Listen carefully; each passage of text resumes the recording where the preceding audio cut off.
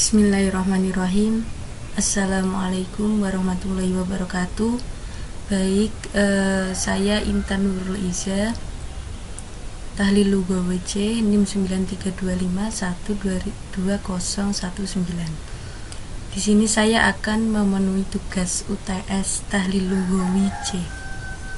Baik, di sini saya akan menjelaskan tentang mengenal tentang analisis bahasa atau tahlil lughawi. Yang pertama yaitu tahlil lughawi atau analisis bahasa adalah penelaahan yang dilakukan oleh pakar bahasa untuk mengerjakan data kebahasaan yang diperoleh dari penelitian lapangan atau penelitian keputusan sampai menemukan kesimpulan. Kemudian fungsi analisis yaitu mengumpulkan data-data yang terdapat pada suatu lingkungan tertentu yang mana dapat diterapkan di berbagai jenis lingkungan dan juga keadaan. Analisis akan lebih optimal dipergunakan dalam keadaan kritis serta juga untuk keadaan yang membutuhkan strategi, karena analisis dapat mengetahui keadaan mengenai lingkungan secara mendetail. Kemudian analisis mempunyai fungsi untuk dapat mengumpulkan data-data yang terdapat pada suatu lingkungan tersebut. Yang ketiga, analisis juga bisa diterapkan di berbagai jenis lingkungan dan juga keadaan. Kemudian analisis akan lebih optimal untuk dipergunakan dalam keadaan yang kritis serta juga untuk keadaan yang membutuhkan strategi. Kemudian yang terakhir, disebabkan karena analisis bisa mengetahui secara detail mengenai keadaan di lingkungan saat ini. Kemudian tujuan analisis. Tujuan analisis yaitu yang pertama, mengumpulkan data yang kemudian dapat digunakan untuk berbagai keperluan pelaku analisis. Biasanya akan digunakan dalam menyelesaikan krisis atau juga konflik, atau dapat saja hanya digunakan sebagai arsip. Analisis di dalam bidang pendidikan digunakan untuk melakukan sebuah penelitian dalam berbagai subjek keilmuan.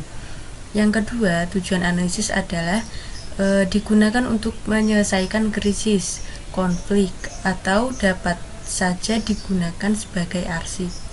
Yang ketiga, di dalam bidang pendidikan, analisis ini digunakan untuk melakukan sebuah penelitian dalam berbagai subjek keilmuan.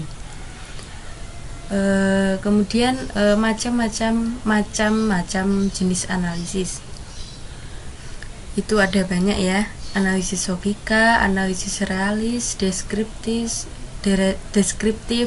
kemudian analisis korelasi, analisis kualitatif, analisis kuantitatif, analisis wacana, analisis framing, analisis korelasional, analisis isi, dan analisis kausalitas.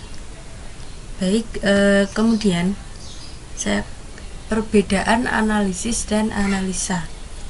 Kata analisa merujuk pada makna ketika sedang bekerja atau bisa juga disebut sebagai kata kerja. Oleh karena itu, ketika Anda sedang ingin mengungkap kata ini dalam bentuk pekerjaan atau verbal, yang digunakan adalah kata analisa. Sementara analisis itu merupakan kata benda atau biasa disebut dengan noun dalam bahasa Inggris. Dalam hal ini, jika Anda menyebutkan hasil analisa, maka yang digunakan tentu saja adalah kata analisis. Kemudian manfaat analisis. Manfaat analisis bahasa yaitu dengan diadakannya analisis bahasa dapat membantu guru untuk mengetahui jenis kesalahan yang dibuat, daerah kesalahan, sifat kesalahan, sumber kesalahan, serta penyebab kesalahan. Bila guru telah menemukan kesalahan-kesalahan, guru dapat mengubah metode dan teknik mengajar yang digunakan, dapat menekankan aspek bahasa yang perlu diperjelas, dapat menyusun rencana pengajaran remedial, dan dapat menyusun program pengajaran bahasa itu sendiri, menentukan urutan sajian, menentukan penekanan dalam penjelasan dan latihan, memperbaiki pengajaran remedial, memilih butir-butir yang tepat untuk mengevaluasi penggunaan bahasa siswa. Kemudian ini ya contohnya, contoh analisis bahasa. Berkaitan dengan fenomena masyarakat Jawa yang kesulitan dalam pengucapan Al-Fatihah. masyarakat Jawa itu biasanya mengucapkan Al-Fatihah itu dengan pakai kaf, meski mereka tahu penulisan kata tersebut.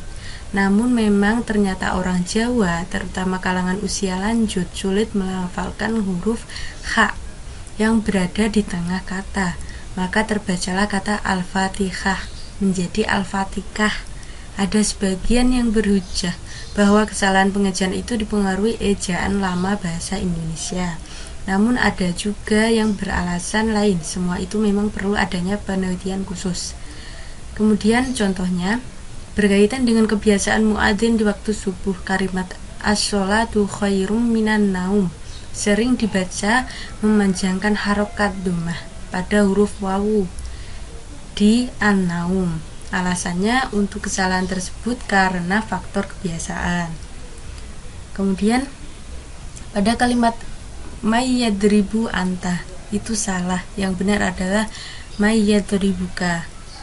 Dalam kaidah nahwu dibedakan antara kata ganti yang menjadi subjek dan objek.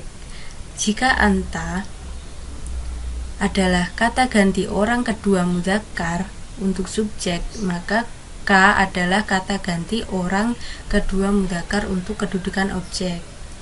Contohnya lagi, kalimat uridu ata'allamu adalah kesalahan yang kerap kali dijumpai pelajar dalam penyusunan kalimat Arab.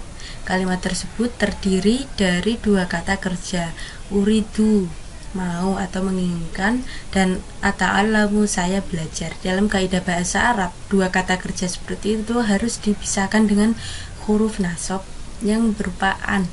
Maka kalimat tersebut seharusnya uridu an ata'allama. Kemudian ungkapan lima jahada yaqa'u adalah kalimat Indonesia yang diarabkan. Dalam syiak Arabi, ungkapan tersebut seharusnya kaifa yaqa'u hada. Kemudian yang terakhir, arti kata tadakkola adalah memasukkan. Untuk pengungkapan kata jangan ikut campur, pelajar Indonesia sering menerjemahkannya dengan kalimat la tadadakhol. Padahal orang Arab selama penulis di Arab menggunakan ungkapan tersebut dengan istilah malakali hada. Baik, itulah penjelasan tentang analisis bahasa atau tahlil lughawi. Sekian dari saya, Intan Nurul Isa. Kurang lebihnya mohon maaf. Wassalamualaikum warahmatullahi wabarakatuh.